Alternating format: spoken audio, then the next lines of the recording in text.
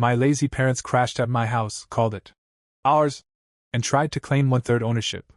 Hi, I'm Hugo, 33, and 2 years ago, I made the mistake of answering my front door without checking the peephole.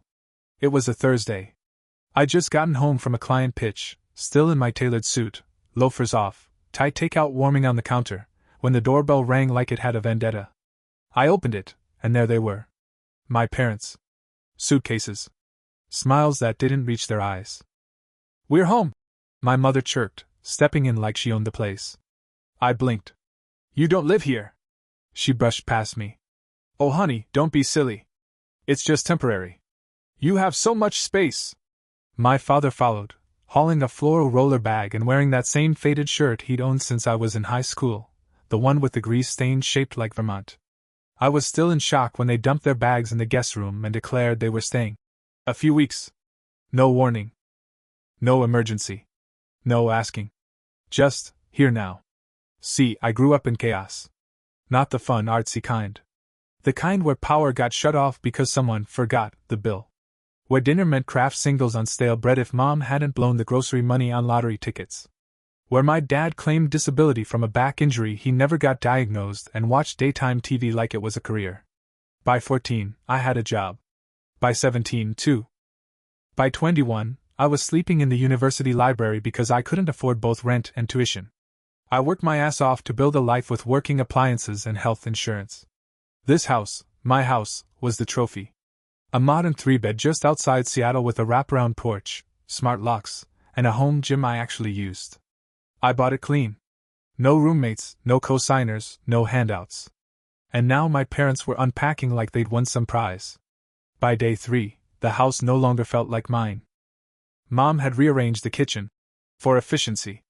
That meant my carefully organized spice rack was now a shrine to cinnamon, which she used on everything, including scrambled eggs.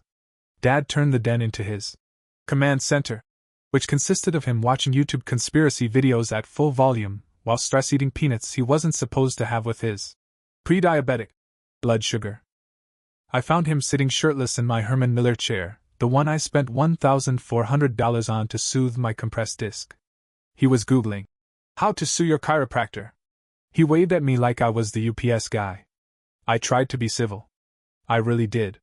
But every passive-aggressive, "Do you really need 2 bathrooms?" and "Don't you think you're working too much?" chipped away at my peace. On day 6, I came home to find they'd hosted a dinner party. For my neighbors. The same ones I'd been politely nodding at for months without ever exchanging more than weather talk. There they were, Janet from 2 doors down, Steve the guy with the immaculate lawn, and a couple whose names I still didn't know, all sitting around my dining table, sipping boxed Merlot and laughing like this was some boomer Airbnb experience. Mom introduced me like I was a seasonal employee. "This is our son, Hugo. He works in tech. Software," I corrected, stunned. Dad slapped my back. "He makes apps.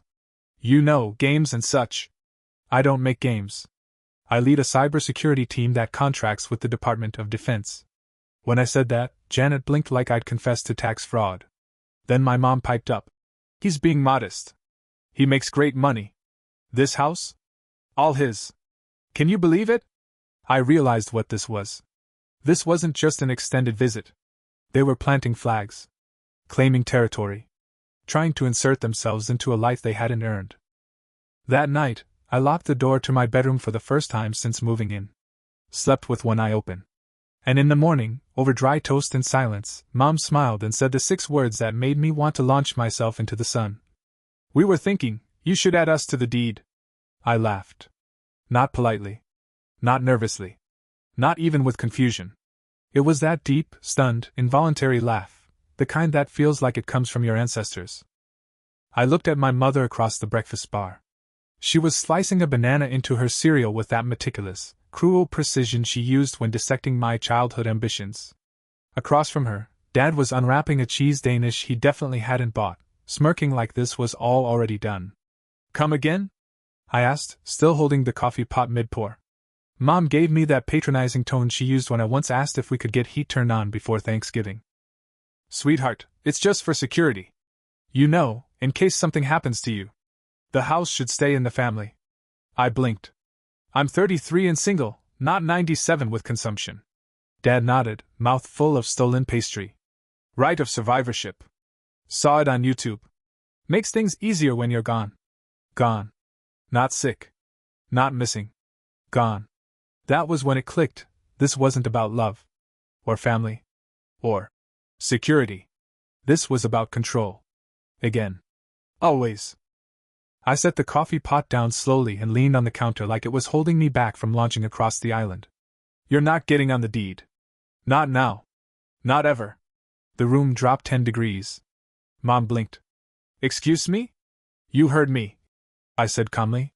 You can squat in my guest room for a week, mess up my spice rack, kill my basil plant, and throw dinner parties for strangers. But you don't get my house. Dad pushed his plate away, suddenly full of righteous fury. After everything we sacrificed for you? I lost it. Oh, here we go. The sacrifice speech. You mean the years I microwaved expired canned soup while you invested in scratch tickets? Or the time I sold my guitar to pay for the college application fees you forgot? You're being cruel. Mom snapped. No, I said. I'm being clear. She stood up so fast the stool screeched. We're your parents. And I'm your son. Not your retirement plan. Dad pointed a finger. We gave you life. Then maybe you should have spent more time making that life livable. I said, grabbing my keys. I'm going to work. When I get back, I want you packed. You can't just kick us out. Mom hissed. I looked her dead in the eyes. Watch me. And I left. I came back at 7:12 p.m. to the smell of pot roast and emotional warfare. My parents had not packed. Instead, they'd made themselves a cozy little victory dinner using my groceries, my Le Creuset Dutch oven, and the bottle of Barolo I was saving for a date that never happened. I walked into the kitchen and found my mother humming Ain't No Mountain High Enough, like she was auditioning for the role of emotionally manipulative houseguest in a made-for-TV movie. Dad looked up from his second helping. We figured you'd cool off. Cool off? I said, jaw tight. You're trespassing. Mom clucked her tongue. Don't be dramatic. This is still your house. No. It's my house. Singular possessive. You don't get to gaslight me in high definition. She exhaled, slow and exasperated. Hugo, you don't understand. We're not asking to live here forever. Just a little help. A soft place to land. You had a soft place. It was called a pension plan. You cashed it out in 2012 to invest in herbal supplements. Dad stood up. Watch your tone. Or what? I said. You'll ground me? Silence. Then Mom tried the tears. Her favorite weapon. They came on fast, eyes glistening, bottom lip trembling, voice trembling like she'd rehearsed it all day. I just wanted us to be close again. We lost so many years. By your choice. I cut in. You ignored me through 2 degrees, 5 moves, and 1 major surgery. You only remembered my address when the foreclosure hit yours. Dad started pacing, muttering about ungrateful children and how they should have had a daughter instead. And that's when I opened the drawer and pulled out the envelope. I'd prepped it years ago, just in case. Copies of the deed, trust documents, and a notarized letter from my attorney affirming I was the sole legal owner of the property, purchased without any gifts, loans, or contributions from my family. I laid it on the table like a royal flush. This house is mine. Bought with my salary, my credit, and my sanity. You have 0 legal claim. You want to challenge that? Be my guest. But I promise you, the court won't buy your sob story any more than I do. Mom's face dropped. Dad looked like he was trying to remember how to breathe through his nose. I leaned in. You've got 24 hours. Pack. Or I will call the cops. And I'll tell them the full story. Want me to start with the time you borrowed my identity to open a Kohl's card? Mom gasped. You said you forgave that. I did, I said. But I didn't forget. Not anymore. And I walked out again, this time to sleep at Mia's. Because sometimes self-respect sounds like a slamming door. By the time I returned the next morning, coffee in one hand, a printed copy of the trespass notice in the other, their bags were by the door. Mom was wearing sunglasses indoors like she was shielding her shame from the light. Dad was sulking so hard I half expected him to flop onto the floor and kick his feet like a toddler. They didn't speak. Not at first. You really called Mia? Mom snapped eventually, yanking the zipper on her duffel so hard it tore. No, I said, setting my coffee down. I just told her you were here. She offered. She always takes your side, Dad muttered. She takes Sanity's side, I said unfazed. Hard to argue with someone who hasn't faked a disability since 2009. Mom straightened up, all righteous indignation and indignation perfume. We're not criminals, Hugo. We're your parents. All we wanted was some stability. You had 30 years to find that, I replied. I'm not a plan B with a mortgage. They froze. So I kept going. You taught me what it means to struggle. Congratulations. I've spent every year since trying not to turn into you. And for a while I thought if I just got successful enough, if I worked hard enough, earned enough, you'd change. You haven't. You won't. But I did. Dad shook his head, eyes glassy with rage. You think money makes you better? No, I said, stepping forward. But it makes you dangerous to people who think they're entitled to pieces of you. Mom tried one last Hail Mary, the quiet guilt play. Your grandmother would be ashamed. I smiled slow. She's the one who paid for my first semester when you forgot. She mailed me $200 in quarters in a peanut butter jar. Grandma knew. That shut them up. I opened the front door. Sunlight poured in like a blessing. You have 5 minutes. I have a locksmith coming at 10. They shuffled out, sullen and defeated, and for a second I almost felt something like pity. Almost. Then Mom turned around on the porch and hissed. You'll regret this when we're dead and gone. I nodded. I regret a lot. Letting you in wasn't going to be one of them. I closed the door, changed the locks, and made myself an omelet with the last of my dignity. 2 days later, the lawsuit landed on my doorstep. It came certified mail, thick envelope, cheap ink, return address from some budget law firm sandwiched between a vape shop and a nail salon off Aurora Avenue. Rivera versus Rivera. My full name splashed across the top like graffiti on a crime scene. The claim? Unjust enrichment, elder exploitation, and wrongful exclusion from shared familial property.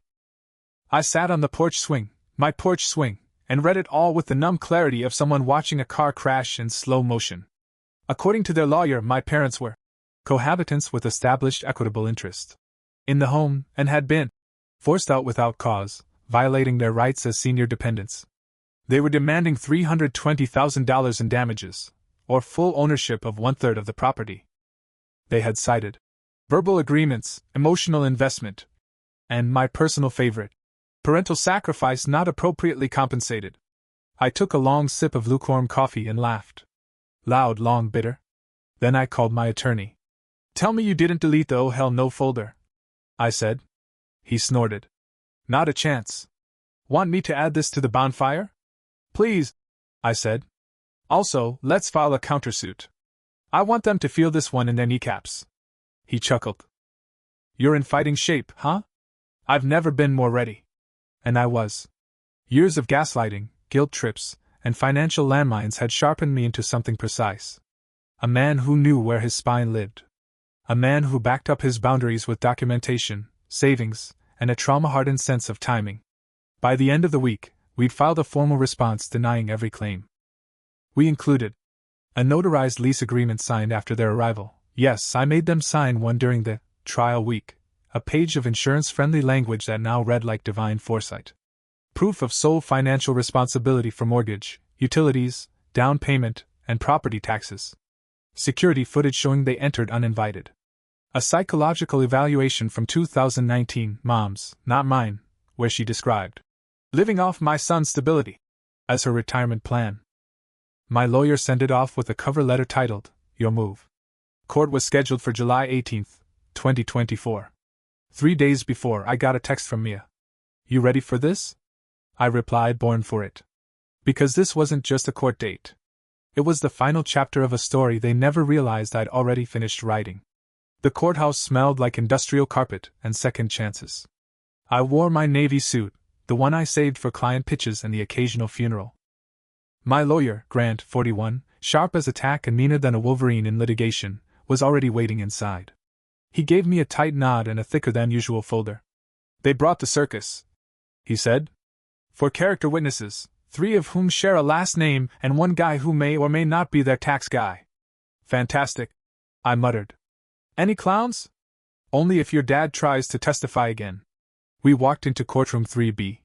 My parents sat at the plaintiff's table like they were at brunch. Mom had gone full tragic widow even though no one had died, headband, faux pearls, and that tight grimace smile she wore to fake sympathy in church. Dad looked constipated, possibly from nerves, more likely from eating 7 sleeves of crackers the night before. Their lawyer, a man who looked like he got his JD off Craigslist, stood and nodded like he knew he was already losing. Their argument was the same as the papers, that they had established residency, contributed to the emotional structure of the home, and had been forcibly ejected without just cause. They referenced phone calls, ancient birthday cards I'd written in crayon, and you can't make this up, a Thanksgiving prayer from 2004 where I apparently said, "Thank you for my family and this house someday." See? Their lawyer said. Implied intent. Grant nearly snorted into his water. Then it was our turn. Grant stood up, calm and surgical. Let the record reflect that all financial, legal, and maintenance responsibilities have been solely Mr. Rivera's since the property's purchase. There are no joint titles, no joint bank accounts, no verbal agreements supported by action or documentation. What we do have is a pattern of emotional coercion, financial boundary violation, and opportunistic behavior. Then he dropped the video. It was from 2 weeks before they arrived, a conversation I recorded after Mom called asking for a little help. And I, for once, asked if this meant moving in. "Oh, just a week or 2, she said. "No strings. Promise." The judge watched, expression unreadable. Then Dad's voice piped in off-screen. "Unless the place is nice. Then maybe we'll stay." Boom. Mom looked like she'd swallowed a toaster. They tried to recover, offering up testimonies about my coldness and abandonment. My Uncle Ray tried to speak about familial duty, but the judge stopped him with a raised hand. "Mr. Rivera," she said to me finally, "anything you'd like to say?" I stood. Took a breath. "Yes, Your Honor. I loved my parents. Once. But love is not ownership. I gave them grace, time, chances. What they gave me was a childhood I had to survive and a visit I now pay lawyers to forget. This house is my safety. They tried to take it, just like they tried to take everything else." The judge nodded slowly. "Thank you, Mr. Rivera." 15 minutes later, she delivered her ruling. Plaintiff's claim is without merit. Defendant is awarded court costs and damages totaling $12,700. Plaintiffs are ordered to cease contact regarding property or face a restraining order. I exhaled. 3 rows behind me, Mia fist pumped silently like she just watched a flawless goal. We walked out into the sunlight, and for the first time in months, I felt tall again. Free. My house was mine. Now officially. And permanently. 3 weeks after the ruling, I found a box on my porch. No postage. No return address. Just my name written in my mom's all-caps handwriting, the same she used to label freezer bags of overcooked spaghetti back in 1997. Inside, a photo album, old school, leather-bound, heavy with guilt. On the first page, a note in curling script. "For when you remember what family means. Love, Mom." Underneath, photos of me as a kid, birthday parties I didn't remember, school concerts where I was blurry in the background, a Halloween costume made of trash bags and duct tape labeled the future. Clever. Cruel. I stood there, flipping through it, each page an attempt to rewrite history, to paste a filter over the pain. In the final sleeve, a $10 Starbucks gift card. I couldn't help it. I laughed. A dry, exhausted, nothing left to bleed laugh. I tossed the whole thing in the recycling bin. Not out of spite, but because I was done treating scraps like keepsakes. That night, I had dinner with Mia out on the deck. She'd made carnitas from scratch and brought 2 Mexican Cokes just because she knows I'm a sucker for the glass bottle sound. She wore a messy bun and her ICU badge on a lanyard, and still somehow looked like someone who slept 8 hours a night. She didn't. "You good?" she asked. "Yeah," I said, surprising even myself. "I really think I am." And I was. Not perfect. Not untouched. But good.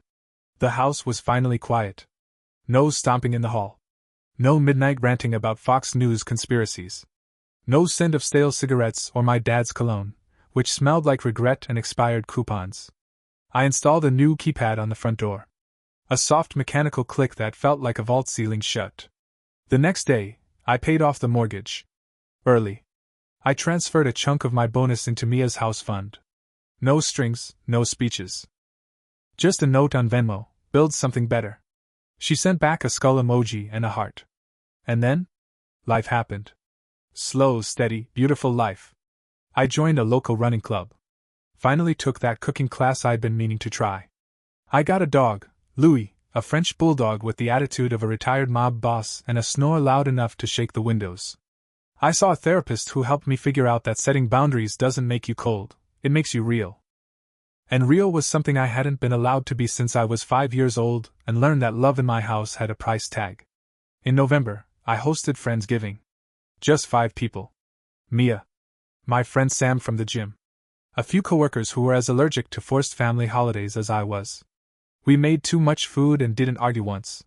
After dinner, we stood outside watching the stars come out behind the mountains, warm plates in our hands. This place, Sam said. It just feels like peace. I nodded. It is. I didn't say finally, but I felt it. And that was enough. By spring, the house had settled into itself. Like it knew it was safe now. Like I was safe now. The jasmine in the side yard exploded with blooms. Mia's herb garden on the porch took off like it had something to prove. Louis claimed the sunniest square of hardwood in the living room and growled if anyone tried to walk through his light. I started sleeping with the windows cracked again. No fear, no tension, just the occasional wind chime and the rustle of leaves. Some mornings, I woke up so rested it scared me. Then came the letter. Not a box. Not a threat. Just a letter in clean, blue ink. My father's handwriting. It started simple. Hugo, we saw the news article about your company's contract. Congratulations. Then, we want to make things right. We've started counseling. Mom is going twice a week. I'm trying too. I know we've hurt you. I don't expect forgiveness. But I wanted you to know we're trying to be different. Even if it's too late. At the bottom, a postscript. No money asked? No strings.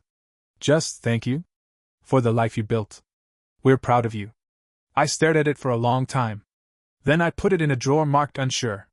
And I left it there. I didn't text. Didn't write back. But I didn't burn it either. I let it exist. Let the silence be its own reply. A week later, Mia and I went hiking near Rainier.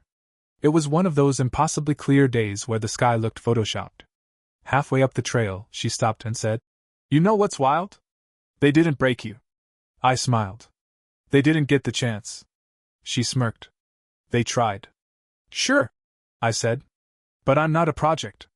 I'm a person." At the summit, we sat and shared a peanut butter sandwich like we were kids again. And for the first time in my adult life, I looked at the horizon and didn't wonder what I needed to escape from. I just breathed. And stayed. 1 year to the day after I changed the locks, I threw myself a party. Not a birthday. Not a promotion. Just a peace party. A backyard, no drama, nothing to prove, celebration of quiet wins and loud healing. I invited the people who'd shown up when it was hard. Mia, Sam, my attorney Grant, yes, I made him come, a few teammates from work, my therapist, even the barista who once comped my latte after I showed up with court papers and 1,000-yard eyes. No one asked why. They just came. We grilled. We played cards. We laughed like no one was listening. Louis ran in circles chasing bees, tripping over his own joy. Mia gave a toast with sparkling cider, raised her glass and said, "To Hugo, who built something no one can take." And I believed it. When the sun set and people filtered out with Tupperware leftovers and tired grins, I stood alone in the kitchen. Lights low. House warm. I poured one last glass and stepped out onto the porch. The jasmine smelled like forgiveness. I thought of my parents. Of the storm they brought and the silence that followed. Of the letter in the drawer that hadn't moved. Maybe it never would. Maybe it didn't need to. I'd let go of needing the last word. Needing to be understood. Needing them to change. Because I had. The porch light clicked on. Louis snored softly behind the screen door. And I smiled, tired, whole, alive, because some homes are built with hammers and nails, and some are built with no. And mine? Mine was built with both. This house, this peace, this life, I earn every inch of it by refusing to be their blueprint. I was never meant to carry their mistakes. Only my own keys. And tonight, as the breeze carried laughter I had earned, not inherited, I realized something else. Closure doesn't always knock. Sometimes, it just stops showing up. And when it does, you don't open the door. You toast the silence. You lock up. You sleep easy.